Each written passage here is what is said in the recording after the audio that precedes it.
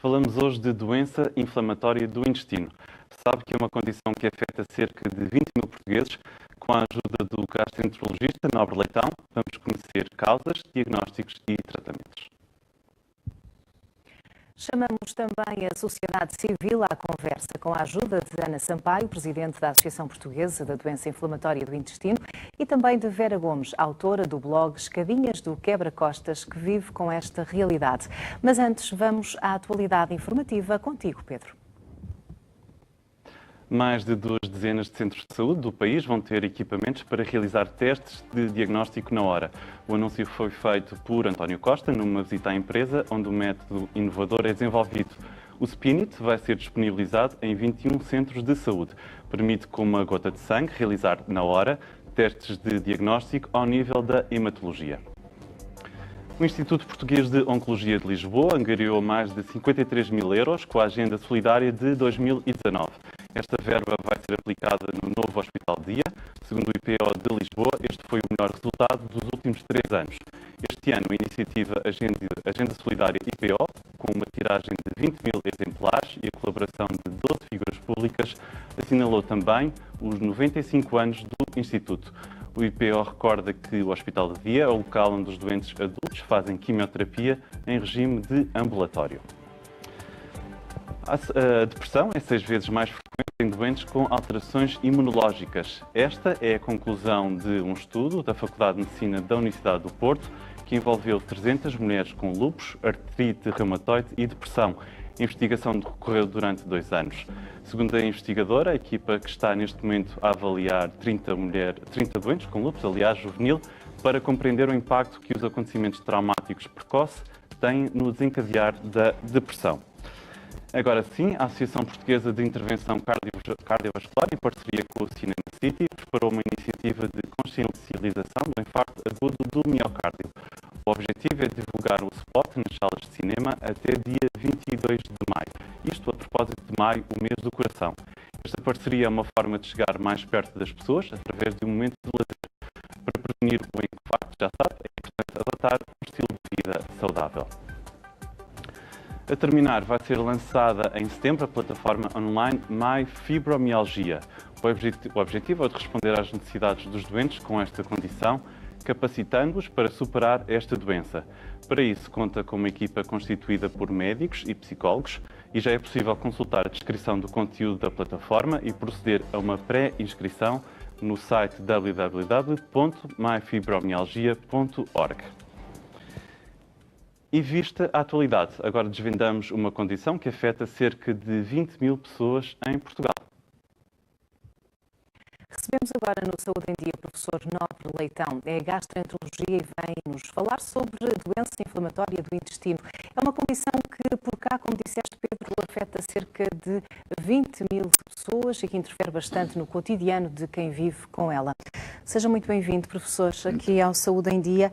Debaixo desta designação, doença inflamatória do intestino, cabem aqui uma série de condições. Fale-nos um pouco. Sim, as principais e as mais frequentes são a colite ulcerosa e a doença de Crohn. A colite indeterminada é uma forma mais rara, mas é sobretudo a colite ulcerosa e a doença de Crohn quando nós referimos doença inflamatória do intestino a que nos queremos referir, não é?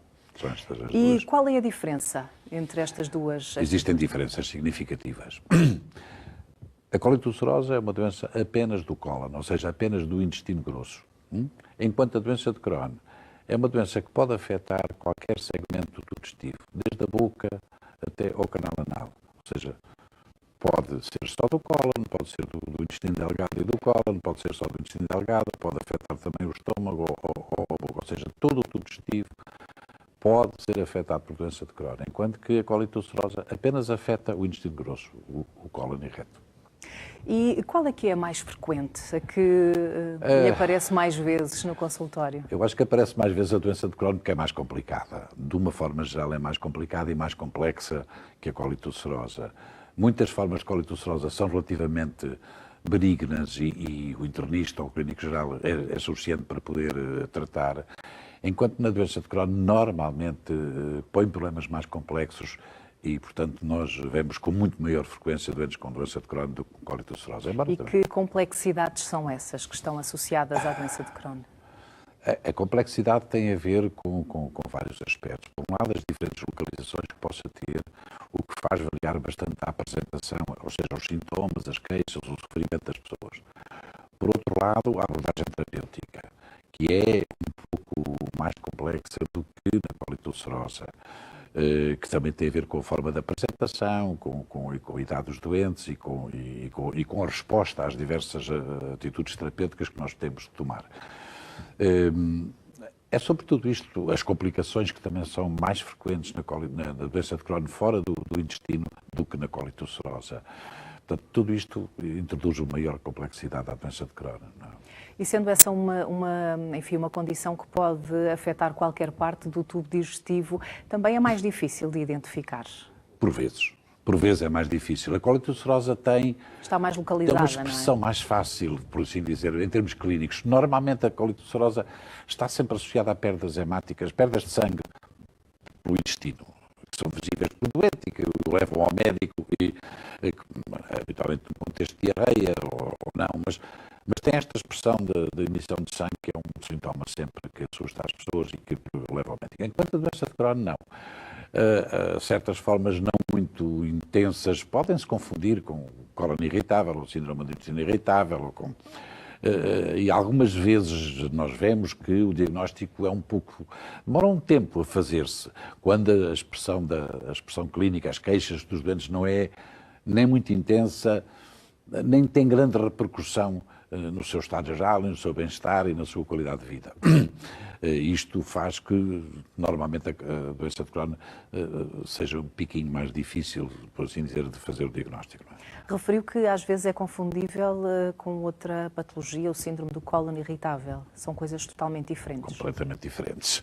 O síndrome do cólon irritável, malgrado de ser uma doença extremamente frequente entre nós, entre todo o mundo, que às vezes provoca uma má qualidade de vida, mas não tem nenhum aspecto negativo, ou seja, não tem nenhum risco de doença maligna, não tem nenhum risco de complicação grave, ao contrário da colitulcerosa e ao contrário da doença de Crohn, não é? Que quantas vezes tem quer um risco aumentado de doença maligna, quer complicações graves que implicam atitudes terapêuticas, tratamentos mais agressivos, nomeadamente cirúrgicos ou outros, não é?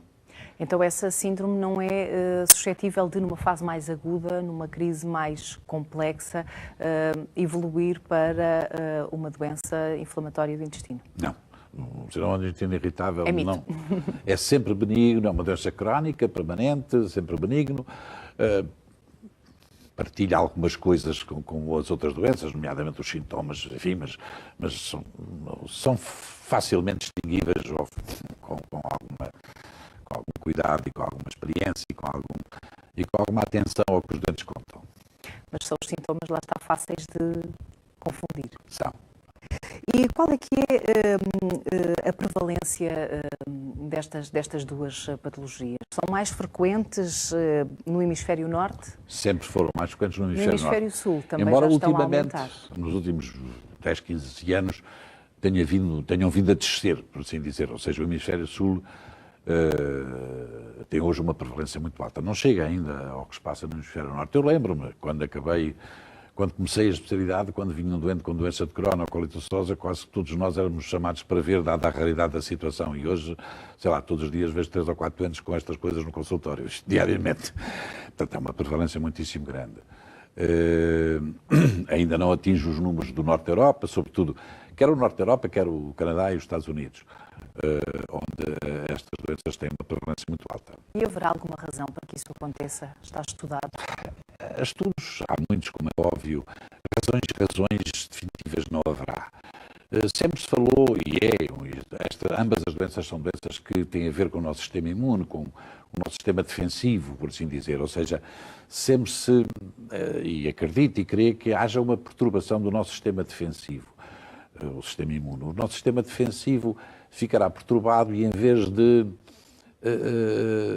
passa a expressão, atacar o estranho, atacará as nossas próprias células, ou seja, agora, quais os mecanismos envolvidos, porque é que isto sucede, não é ainda do nosso conhecimento, mas são doenças que hoje se encaixam ou se englobam nas chamadas doenças autoimunes ou doenças por perturbação da imunidade.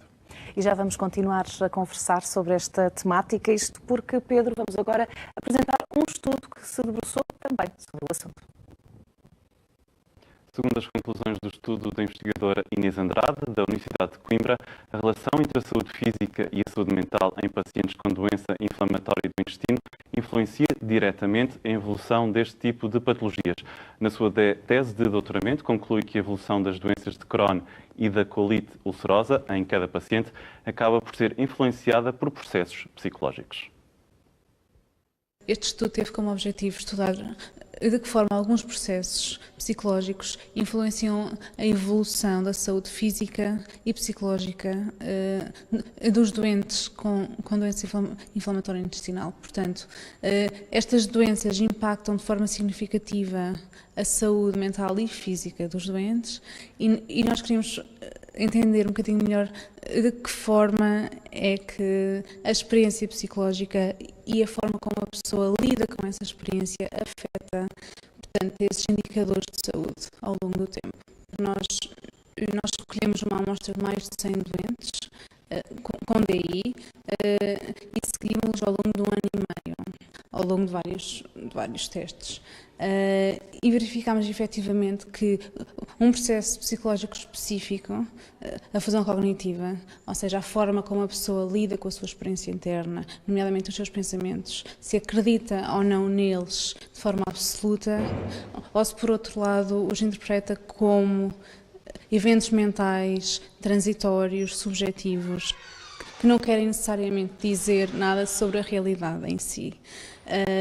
E esse processo é muito mais importante para predizer a saúde mental e física autopercebida dos doentes do que propriamente a sintomatologia objetiva da doença. Esse foi o dado principal. Este estudo reforça a importância de termos uma abordagem psicológica também, além da física, claro, no tratamento de doença crónica, nomeadamente estas doenças, as DI. Portanto, não basta tratar episódios agudos de doença, não é? Há que ver também a dimensão psicológica e de que forma é que essa dimensão afeta a saúde, tanto psicológica como também física, ao longo do tempo destas pessoas. Há alterações na fadiga, portanto, há aumentos na fadiga sentida pelas pessoas. Há também alterações no funcionamento no trabalho social, familiar, e claro que há sintomas presentes, mesmo em remissão, há sintomas presentes quase diariamente de dor, muitas idas à casa de banho, que claro afetam de forma muito relevante a vida destes doentes. E claro, em episódios mais agudos, a vida da pessoa fica totalmente comprometida, porque efetivamente a doença torna-se severa e aí pode haver a necessidade de um internamento, por exemplo. O objetivo inicial foi contribuir para a literatura nesta área e perceber efetivamente se de facto há processos psicológicos aqui que têm alguma importância nesta doença em específico. A escolha desta doença teve a ver com o facto de eu própria ter colite ulcerosa e, portanto, ter um interesse especial e particular em investigar esta patologia crónica. Estes resultados informam intervenções futuras psicoterapêuticas para esta área das DI. Nós tivemos recentemente um projeto financiado pela FCT que visa efetivamente esse objetivo, testar a eficácia de uma intervenção que vai ser baseada nestes dados que nós encontramos agora com estes estudos, em doentes com DI, em outcomes físicos, psicológicos, em que também vamos incluir marcadores fisiológicos de inflamação. Hoje que estamos a falar sobre a doença inflamatória do intestino, recebemos agora Ana Sampaio, presidente da Associação Portuguesa dedicada a esta patologia, e ainda Vera Gomes, autora do blog Escadinhas, do Quebra-Costas, e conhece bem de perto esta realidade. Ana, Vera, sejam muito bem-vindas ao Saúde em Dia. Ana, o que faz a associação a que preside? Nós apoiamos os doentes com esta patologia e as suas famílias, portanto, todas as pessoas que, no fundo, convivem com estas doenças têm o nosso apoio, seja, por exemplo, disponibilizamos consultas de psicologia, disponibilizamos também consultas de nutrição e, portanto, ajudamos as pessoas a aprender a gerir o dia-a-dia com esta doença e a viver com maior qualidade e com maior bem-estar. No fundo, ser feliz com a DI, como se pode ler no vosso site. Sim, é esse o nosso grande objetivo, é que, apesar de que as pessoas tenham esta patologia e que, sendo ela uma patologia crónica, aprendam a viver com ela e a gerir a doença de forma que atinjam a felicidade, não é, o maior número possível. Sabemos que há alguns casos de alguns doentes em que é difícil e é complicado, não funciona a medicação e muitas vezes os tratamentos também não são os mais adequados e as pessoas realmente têm um percurso mais difícil.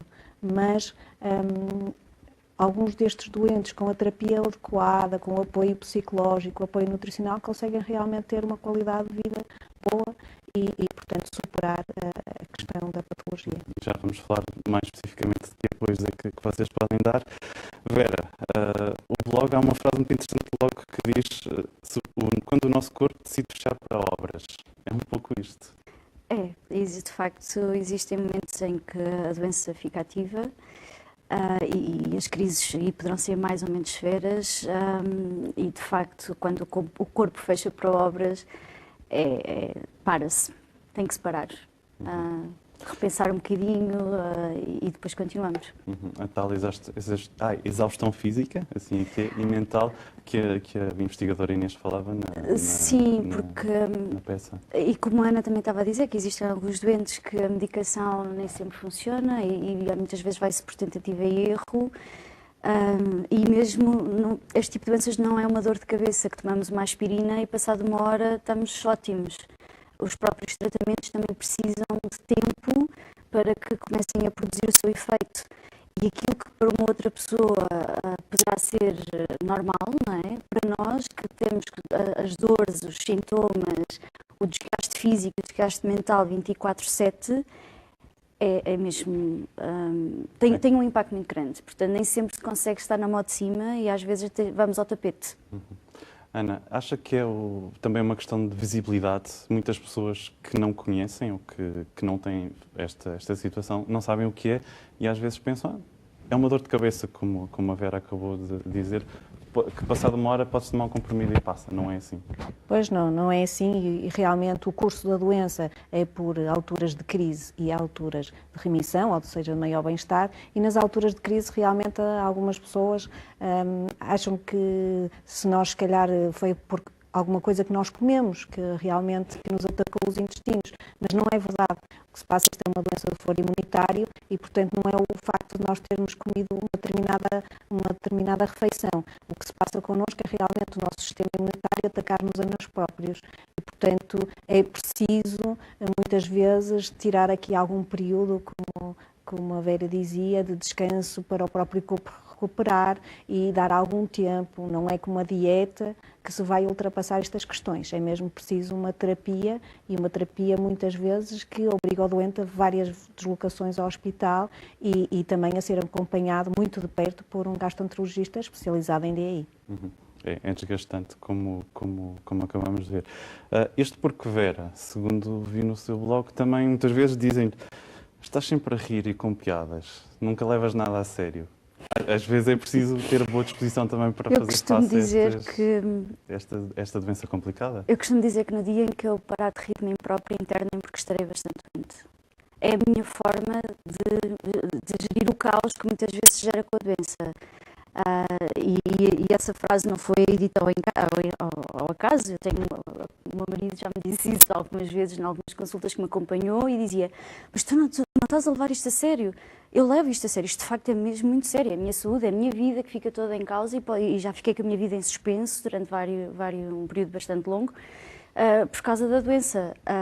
Mas eu costumo dizer que a sorrir custa um bocadinho menos. E de facto a parte mental e a parte de arranjarmos uma forma de nos automotivarmos para enfrentar a adversidade é bastante importante. E como eu costumo, já antes de ter a doença, normalmente era um bocadinho palhacinha, não é? E gostava de gerir as coisas com algum humor. Apliquei isso à minha realidade atual desde que tive o meu diagnóstico. Tenho períodos que são muito complicados, sem sombra de dúvida, mas não é o fim do mundo, não é? Eu costumo dizer que só a morte é que é um verdadeiro problema, porque é muita coisa que não tem solução. O resto nós conseguimos e adaptamos, às vezes com mais ou maior facilidade, às vezes vamos abaixo, é perfeitamente normal, ninguém é um super-homem. E por isso depois também contamos com os apoios que existem e mesmo as equipas médicas que nos podem dar o apoio para tentarmos ultrapassar estas adversidades. Mas não tem problema nenhum se um dia chorarmos e gritarmos e partirmos um prato e extravasarmos a nossa raiva e depois levantamos e continuamos o caminho. Vera, nós já vamos continuar a conversar, vamos perceber o que é um dia mau, como é que se caracteriza e com a Ana perceber que tipo de apoios e protocolos é que existem através da associação. Nós já voltamos a conversar. Ana, fazemos uma curta pausa agora comigo, o tema continua contigo. Ainda temos mais uns minutos de conversa com o professor Nobre Leitão, gastroenterologista. Antes de sairmos para intervalo, estamos à conversa hoje no Saúde em Dia sobre a doença inflamatória do intestino. E, professores, há pouco falávamos sobre a prevalência hemisfério norte versus hemisfério sul e agora relativamente à idade. Há uma idade mais propensa para que comecem a aparecer as crises ou se comece a manifestar a doença? A idade jovem, há um pico, os chamados novos doentes têm um pico grande na juventude, sobretudo na doença de Crohn, isto é muito manifesto. Depois há um segundo pico tardio, ou seja, há um segundo pico, estou a falar de novos doentes, que começa depois dos 60 anos, mas isso é um pico relativamente pequeno. A grande maioria dos doentes começa na juventude. E veja como isto é complexo. Um jovem que tem umas queixas, procura o médico e ele diz-lhe, olha, tens uma doença de Crohn, tens uma doença crónica, permanente, que vais ter que fazer vai exames. Vai acompanhar a vida toda. Remédios. Não há uma idade onde as pessoas pensam que poderão estar doentes. Nós pensamos que estaremos doentes depois dos 50, depois dos 60, começamos a pensar que existem doenças. Não é normal um jovem na fase mais interessante da vida, na juventude, dizerem isto e obrigarem-no a ir a consultas, fazer análises, tomar medicamentos, e as repercussões aqui são muito grandes ao nível. Todas as doenças nos afetam a nossa vida psicológica, qualquer doença afeta. Obviamente uma doença grave afeta mais, uma doença prolongada afeta mais e a idade em que isto sucede pior é. Ou seja, é muito diferente adoecer aos 14, 15 anos do que adoecer aos 60, 70, não é? E é nestas idades que isto sucede com mais coisa. Também a colite ulcerosa, a grande maioria dos doentes começa na juventude. Acompanha muitos pacientes nesta faixa etária? Há muitos doentes com doença inflamatória. Nós próprios criámos, quando estávamos no hospital, criámos uma consulta própria. Todo gastroenterologista faz doença inflamatória, desde que goste. A gente faz o que gosta. A doença inflamatória é exigente em muitas perspectivas, ou seja, temos que ter uma disponibilidade, ou seja, são um tipo de doentes que precisa de apoio. Ou seja, permanente. De apoio permanente. E este apoio permanente, como é que se governa? O doente, a gente marca-lhe umas consultas, olha, vem daqui a 6 meses, vem daqui a... Mas, se ele precisar, tem que vir no dia. E isto tem que ser feito, seja ao nível público, seja ao nível privado. Portanto, e era esta filosofia que nós introduzimos, quer quando estávamos num hospital, onde éramos responsáveis por esta consulta, quer na nossa vida cotidiana. Ou seja, estes doentes, quando têm qualquer coisa que os preocupa, ou surge um sintoma ou que eles já conhecem que se agravou, seja o que for, eles têm que ter a porta aberta.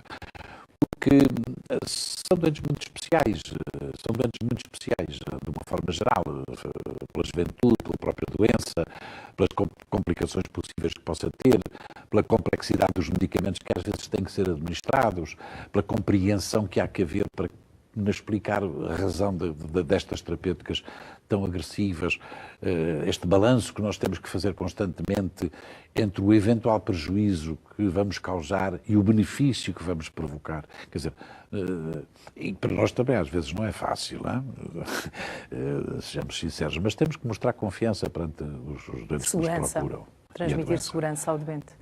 É importantíssimo. O doente tem que sentir apoio. E estes doentes carecem muito disso, porque têm uma vida muito penalizante. Tem momentos de sofrimento significativos e uma minoria, infelizmente uma minoria, tem uma vida mesmo muito complicada. E a nossa conversa vai continuar na segunda parte deste Saúde em Dia. O intervalo vai ser breve. Eu conto consigo no regresso. Até já.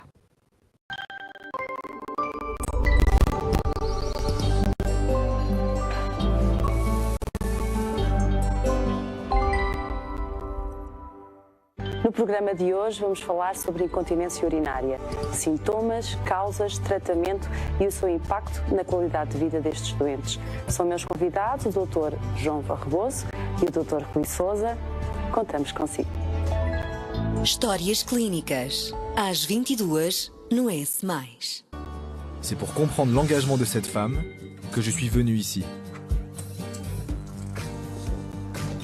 En nu belasting, dat zit daarin. De brandweer voor de brand moet u niet betalen. We moeten geen cent aan maken. Some of them give birth only healthy pregnant women can give birth here.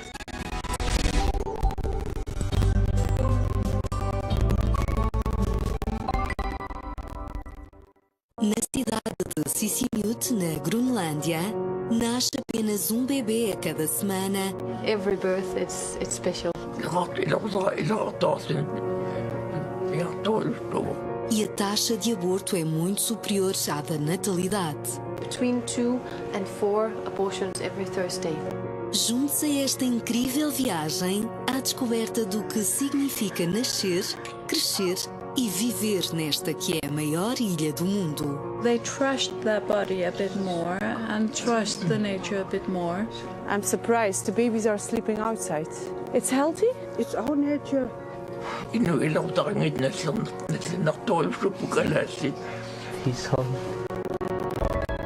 Birthday, terceiro episódio. Estreia hoje no S+.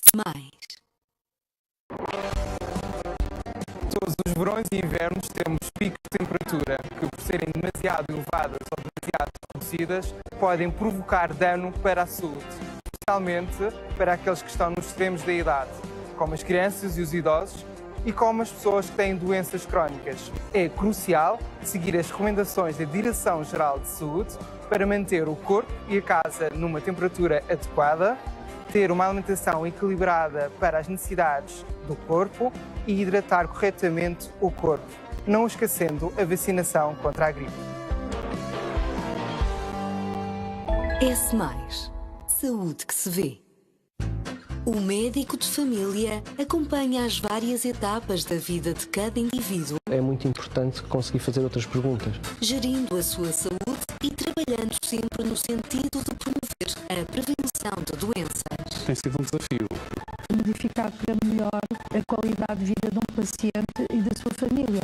Às terças, é a doutora Paula Rodrigues que está de serviço no Histórias Clínicas. Nós vemos sempre o doente num todo. Eu acho que a medicina geral e familiar é a base. Histórias Clínicas, todas as terças, no S+. Ambulance emergency. Can I help you? Alarm Merch. 999. Here we go. Let's start this day off. Segurar nas próprias mãos a vida de um paciente. You can feel pressure on it sometimes. Psychologisch is dat vaak zwaar voor ons. Als je iets verkeerd doet, ja. Ik kan maar één keer iets verkeerd doen. É o dia-a-dia dos heróis que trabalham nos serviços de emergência médica. Ja, dat is fantastisch. Hè? Dan heb je echt iemand kunnen helpen. Turn my back on someone when they won't help. Prepare-se, porque no S+, vai assistir a salvamentos de cortar a respiração.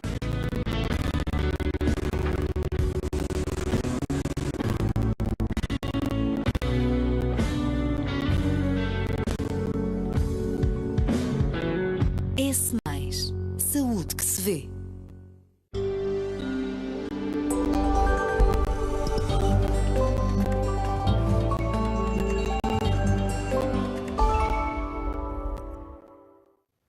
Segunda parte do Saúde em Dia, seja bem-vindo. Estamos a falar hoje sobre doença inflamatória do intestino. O Dia Mundial da Sensibilização para esta temática decorreu este ano sobre o lema Tornar o Invisível Visível. E é sobre isso mesmo que estamos hoje a falar no Saúde em Dia. Retomo a conversa com a Ana Sampaio, Presidente da Associação dedicada a esta patologia, e com a Vera, que é autora do blog Os Escadinhas do Quebra-Costas. Há pouco falávamos sobre o que é ter um dia mau com esta doença.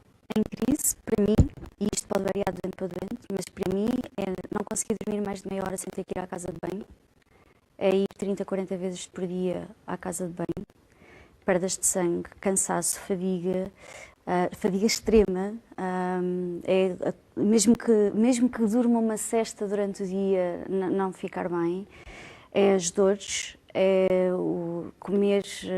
Eu às vezes costumo dizer que basta engolir a água porque fico com inchaço. Aliás, já me chegaram no supermercado, já me pensaram que eu estava grávida e deram uma passagem com o inchaço abdominal que tinha. As dores pelo corpo todo, problemas na pele, infecções. O corpo fica completamente desorientado. Fechado para obras. Fechado para obras, como disse há pouco. Sim.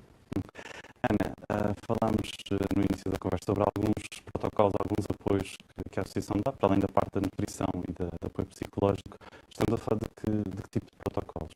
Nós temos alguns protocolos com farmácias localizadas em diversos pontos do país. Temos também com um ginásio e com umas termas. Portanto, tudo que possa ser bom para o bem-estar do doente, nós pensamos e muitas vezes realizamos um protocolo. Também temos como uma clínica dentária, por exemplo.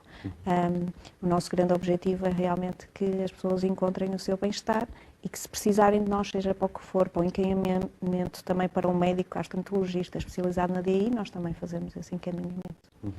Outro apoio que eu sei que também é da Associação, e já vamos falar sobre isto, tem a ver com viagens. No seu blog, Vera, há um item que diz que viaja.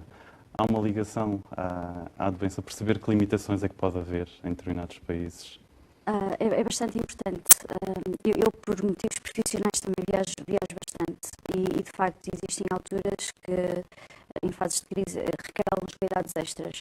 Em termos de saber para o sítio que vamos, é de facto extremamente importante, porque com algumas indicações não podemos tomar certos tipos de vacinas que são obrigatórias. Portanto, eu neste momento sei que profissionalmente não posso viajar para um ou dois países onde costumamos viajar com alguma regularidade, precisamente porque não posso tomar uma das vacinas que é requerida. E depois é tentar arranjar alguns planos de suporte, os planos B e os planos C, umas latas de atum na mala para o caso de não conseguir encontrar comida que eu possa comer, porque tenho algumas intolerâncias e, portanto, tenho que evitar alguns ingredientes.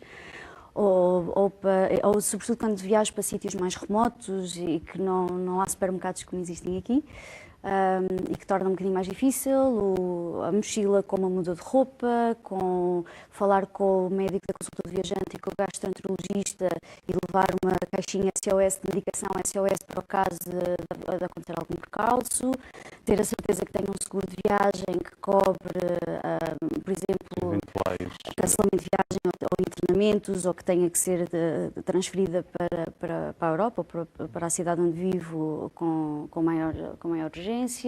Tem todo um kit de preparação. E foi também um bocadinho com base na minha experiência que comecei a escrever, porque sobre o assunto, trocar algumas dicas para nos conseguirmos adaptar e também para mostrar que a doença tem períodos incapacitantes, mas que não é o fim do mundo, é apenas um começo de um novo mundo e de uma nova experiência, mas que não tem que ser limitativa, ou nós não temos que nos limitar a nós próprios. E com um bocadinho de coragem e de força conseguimos sair de casa e conhecer o mundo e viajar. No fundo, ser feliz com a DI, como diz a Associação. Este apoio logístico de preparação também é dado por vós. Há algumas dicas, alguns conselhos. Sim, nós como pertencemos à Federação Europeia de Associações de Doença Crónica e Colitoulcerosa, conseguimos sempre dar indicação à pessoa que vai para um determinado país qual é a associação que eu possa apoiar. mesmo a nível de outros países, Brasil, Canadá, Estados Unidos, já conseguimos realmente dar o contacto de alguém que elas numa situação de emergência possam recorrer. Para além do viajar, também temos aqui muitas vezes os estudantes de Erasmus que também vão para outros países e em que nós tentamos enquadrar realmente para eles saberem como é que podem fazer. Para além disso, há a questão da medicação, muitas vezes as pessoas têm que viajar e têm que saber como é que podem levar a medicação, nós ajudamos porque alguma dessa medicação tem que levar uma declaração própria para poder ser transportada no avião e para além disso, quando as pessoas vão mesmo em períodos de trabalho superiores a 3 meses, nós geralmente damos indicação como é que a pessoa tem que fazer para nesse país poder obter o mesmo tratamento que obteria cá em Portugal, incluindo a medicação. A associação foi fundada em 1994, se não estou enganado. Já muito trabalho foi feito para dar visibilidade e para que as pessoas percebam, a sociedade perceba do que é que estamos a falar. Sim, nós este ano comemoramos 25 anos de existência e o nosso foco é muito esse. Para além do doente, é sensibilizar a população em geral para o que é viver com esta doença e as necessidades destes tipos de doentes. Porque acreditamos que realmente se as pessoas viverem num ambiente em que todos compreendem melhor o que se está a passar com o doente de DI, estaremos todos muito mais integrados e muito mais felizes. No fundo, tornar visível o que tem estado um bocadinho invisível, como uma campanha. Sim, exatamente, porque como a doença se passa no intestino, muitas vezes as pessoas chegam ao pé de nós e dizem mas tu não tens cara de estar doente, tu estás ótimo. Há situações e episódios caricatos que as pessoas vivem nas urgências dos hospitais, porque alguém olha para nós e diz, o senhor está bem, o que é que está aqui a fazer? E não é verdade, porque realmente não se vê, o nosso intestino não se vê. E é isso que nós queremos dizer às pessoas, é que realmente nós podemos estar em sofrimento, podemos estar a ter um grande desgaste, mas não é por isso que nós vamos pôr uma cara carrancuda e andar a tratar mal as pessoas. E por falar em cara carrancuda ou feliz, Vera, hoje é um bom dia? Hoje está com um sorriso. Não, hoje eu estou em remissão, portanto, em remissão normalmente os dias são mais pacíficos. Embora possa dizer que o facto de estar a fazer a gravação deste programa de pé está-me a agravar as dores nas articulares na zona sacroiliaca, mas quem corre por gosto não cansa, mas sim, hoje é um dia bom. Não me queria despedir-se de vocês sem falar em relação aos apoios que existem. A Vera, segundo sei, dá bastante divulgação a uma petição à Assembleia da República em relação a esta questão. Sou uma das signatárias, não sou a única, sou eu e uma outra doente que lançamos e também tivemos o apoio da APDI quando lançamos a petição, em que tentamos criar alguns mecanismos que tragam um pouco mais de qualidade, ou de condições que nos permitem ter mais qualidade de vida. Uma delas é que, por exemplo, a nível profissional, que uma pessoa que esteja a trabalhar em Faro não seja colocada em Bragança, porque é importante não só a parte do tratamento médico e da equipa médica que nos segue, mas também das nossas redes de apoio, a nossa família, os nossos amigos, que em alturas de crise são eles que nos valem, não é? Que vão ao supermercado e que nos acompanham e que nos ajudam.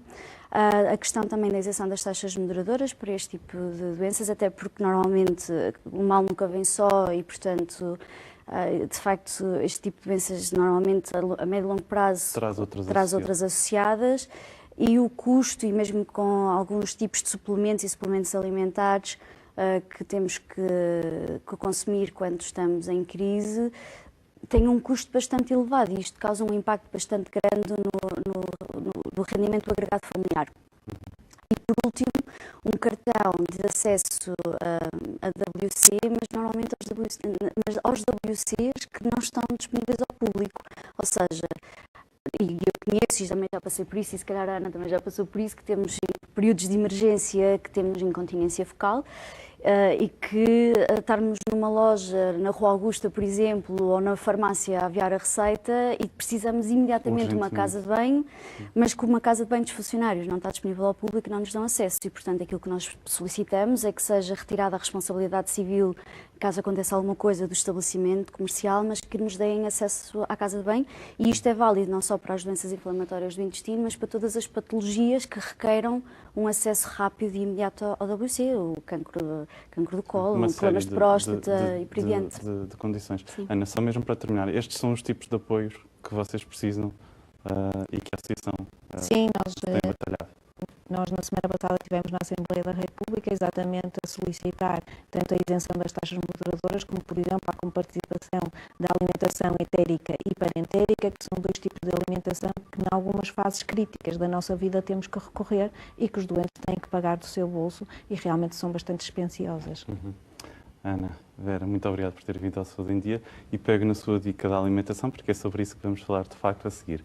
Para completar esta conversa que se desenrola aqui em estúdio, a repórter Ana Vanessa Gil foi ao encontro de uma nutricionista.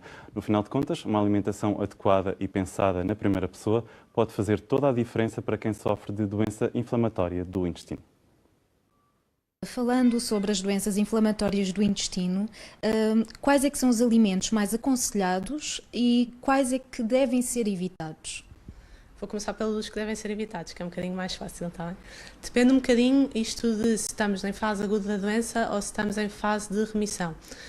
E, de certa forma, nós não podemos generalizar muito o que é que deve ser evitado, o que é que deve ser aconselhado, porque vai depender muito do organismo de cada pessoa e da forma como reage a estes alimentos. Mas, de uma forma geral, nós sabemos que leite e derivados, tudo que tenha lactose vai disputar aqui mais reações, tudo que seja leguminosa, ou seja, grão, feijão, ervilhas, favas, também vai ter mais reações. Cereais integrais, também, lá está, pela sua componente mais fibrosa.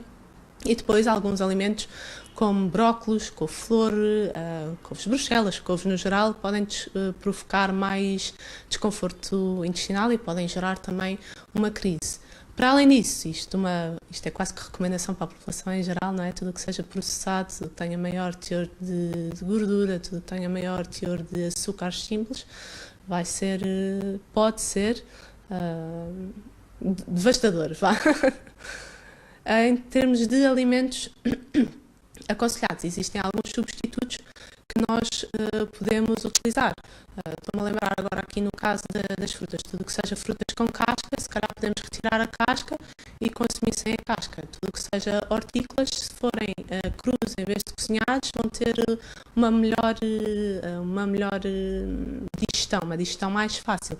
Tudo que seja a nível de, por exemplo, de fontes de proteína, carnes, peixes, tudo que for frango, sem gordura, peru, coelho, também vai ter uma digestão mais fácil e por isso à partida corre melhor. E é por aí que nós vamos andando e tentando gerir aqui a alimentação de quem tem doença inflamatória do intestino. Porque adotar este plano alimentar ou este estilo de vida pode de facto melhorar, não é, a condição de quem sofre destas patologias. Sem dúvida. Nós, quando temos casos de pessoas com doença inflamatória no intestino, a nossa primeira preocupação é garantir que não existem carências nutricionais que são muito frequentes devido à má absorção, por um lado, e por outro lado, porque as pessoas muitas vezes têm tantas crises, têm tanto mal-estar, que já não sabem o que é que vão comer e optam por não comer.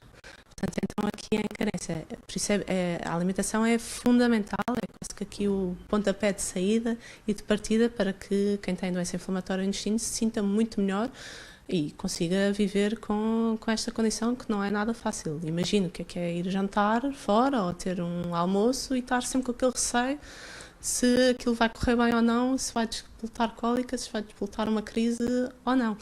Nós não queremos que isso aconteça, por isso é fundamental que sejam acompanhados em nutrição para perceberem exatamente através da sua alimentação o que é que pode melhorar a condição de vida e o estilo de vida. E deve ser feito um plano alimentar para cada pessoa. Sem dúvida alguma, ou seja, nós temos indicações, não é? Temos guidelines que são para a população em geral que tem doença inflamatória do intestino e que vamos aplicar numa fase inicial, e isto é por um curto período de tempo, cerca de 2 a 4, 6 semanas, nós vamos retirar um conjunto de alimentos e depois vamos introduzindo gradualmente, quase como os bebés, não é? Nós temos aquele intervalo de uma semana entre cada introdução de alimento novo. Aqui é a mesma coisa, vamos introduzindo e quem está à nossa frente tem que ter a predisposição para fazer o registro de como é que se vai sentir quando introduziu esse alimento. Portanto, o diário alimentar vai ser o melhor amigo destas pessoas, não é? que vivem com a doença inflamatória do intestino.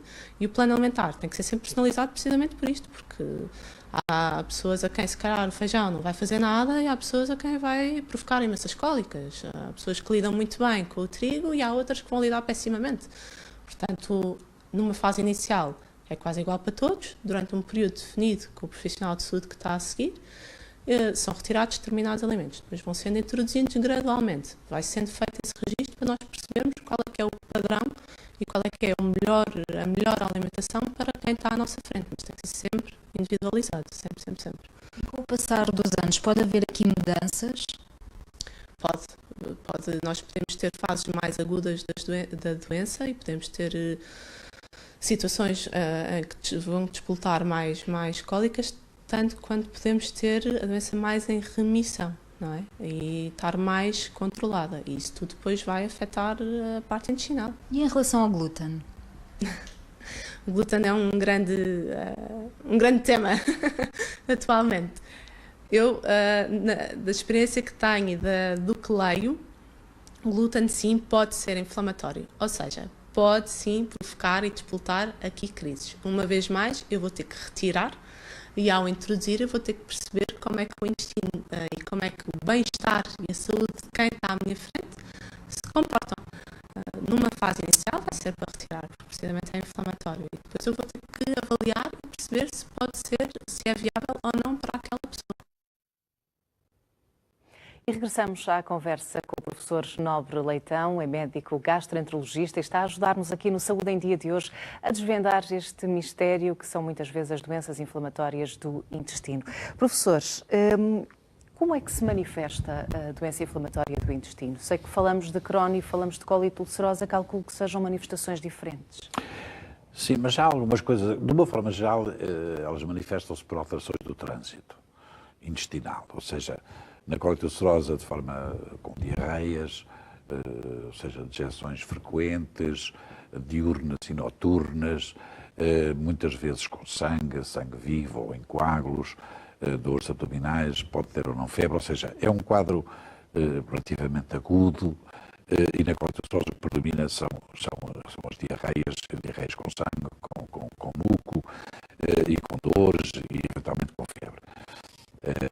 Obviamente podem ser crises muito ligeiras, até crises muito intensas, quase fulminantes, mas o habitual são crises relativamente ligeiras a moderadas. A doença de Crohn é mais heterogénea, porque nem sempre tem diarreia, pode ser apenas dores abdominais recidivantes, sensação de mal-estar, fadiga, canseira.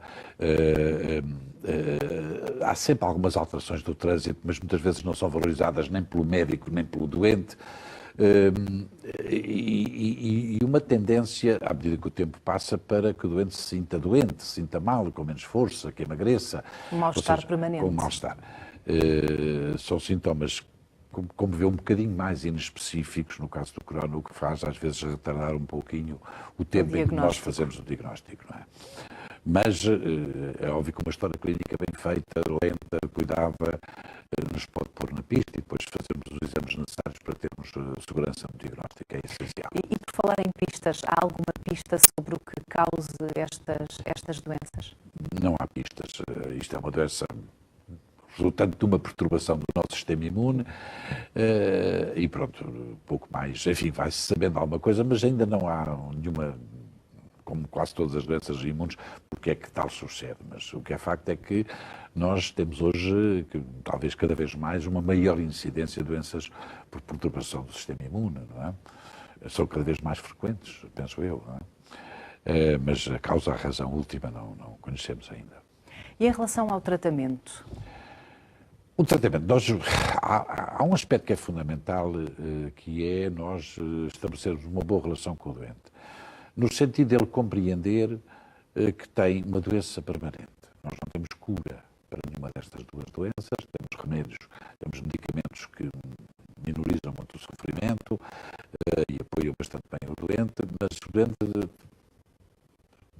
explicar-lhe bem o que é isto, ter uma doença para o resto da vida. E como eu há pouco dizia, quantas vezes isto começa aos 17, 18 anos. Isto é muito importante. E estabelecimento justamente de uma boa relação, explicar o que é uma doença permanente, ter a porta aberta sempre para tudo, seja para uma conversa, tem que haver uma relação de seja para uma confiança, conversa, seja para atender um sintoma novo que apareça. Portanto, isto é muito importante. Depois, nós temos vários medicamentos, felizmente hoje em dia, cada vez mais e melhores, medicamentos que controlam razoavelmente bem estas doenças e que usamos de forma criteriosa, não é? Porque temos, como é que eu explicarei, temos medicamentos mais simples, com menos ações acessórias e mais bem tolerados, que são muitas vezes eficazes nas crises ligeiras, e portanto começamos por usar esses. Para as crises mais intensas temos outros medicamentos um bocadinho mais potentes. Temos, por assim dizer, uma escada de medicamentos que nós subimos à medida das necessidades, de acordo com a gravidade. E de uma forma geral, antigamente mais, hoje talvez menos, se distinguem os medicamentos para crises, ou seja, quando o doente tem uma crise, temos que debelar essa crise e pôr o doente em remissão, ou seja, sem sintomas. E depois temos medicamentos para manter os doentes em remissão, ou seja, são medicamentos que isoladamente não fazem a crise desaparecer, mas mantêm o doente sem sintomas por tempos prolongados, às vezes muito, outras vezes menos, mas enfim, é muito variável. Portanto, são basicamente estes tipos de medicamentos que nós utilizamos para as crises agudas, para manter o doente em remissão. E as recaídas costumam ser frequentes? Muito variável. Debaixo deste nome, vamos lá ver, como todas as doenças, nós damos um nome às doenças. Cólite ulcerosa, doença de Crohn, síndrome do colo irritável, doença celíaca, seja o que for. Mas detrás deste nome está um espectro muito grande de doenças. Há doentes com esta doença que fizeram uma vez um tratamento, fazem uma manutenção e estão anos e anos e anos perfeitamente bem. Isto não são poucos. São muito específicos. E não são poucos. E há outros doentes que têm recidivas frequentíssimas e que exigem atitudes quer cirúrgicas, quer medicamentos muito potentes, os chamados medicamentos biológicos, que infelizmente hoje existem com cada vez em maior número e que são muito ativos nas formas mais graves destas duas doenças e que nos têm ajudado muito a pôr os doentes bem. Portanto, há aqui um espectro muito grande, quer numa, quer noutra. A cirurgia pode aparecer também como uma forma de tratamento em último recurso. Por exemplo, na cólite ulcerosa, hoje cada vez menos se utiliza a cirurgia, mas a cirurgia usou-se nas formas fulminantes, em que, para life saving, para salvar a vida, em que nós tínhamos que retirar o cólon todo aos doentes. E aí curávamos a doença, ou seja, tirávamos o órgão doente e a doença não existe, mas enfim, era uma medida drástica. Hoje em dia é cada vez mais excepcional o recurso a esta medida cirúrgica, porque temos medicamentos que, mesmo nas fases muito fulminantes, nos conseguem reverter a doença e pô-la a doença bem. Na doença de Crohn já não é assim. Um doente com doença de Crohn tem uma grande probabilidade de ser operado ao longo da sua vida. Fazer uma ou duas cirurgias. É muito provável. Pelas complicações que pode ter. Seja, por exemplo, complicações perianais, fazem abscessos na margem do ânus, fazem fístulas que muitas vezes têm que ser sujeitos a cirurgias. Muitas vezes a doença de Crohn faz estenose, apertos no intestino, ou seja, o intestino fica com o calibre muito reduzido e, portanto, depois há dificuldade dos alimentos passarem, do conteúdo intestinal passar, e os medicamentos não são muito eficazes nesses apertos, se esses apertos são de natureza fibrosa, e há necessidade de ir cirurgicamente reparar aquele defeito. Outras vezes formam-se abscessos, estou a falar sobretudo na doença de Crohn, abscessos periintestinais, que há necessidade de drenar ou cirurgicamente ou medicamente, mas é sempre uma intervenção. Ou seja, o doente com doença de Crohn tem, ao longo da sua vida, uma grande probabilidade de ser operado mais do que uma vez, mesmo com todo este arsenal de novos medicamentos que nós dispomos. O doente com cólite ulcerosa é muitíssimo mais raro de ser operado hoje. Hoje é muitíssimo raro.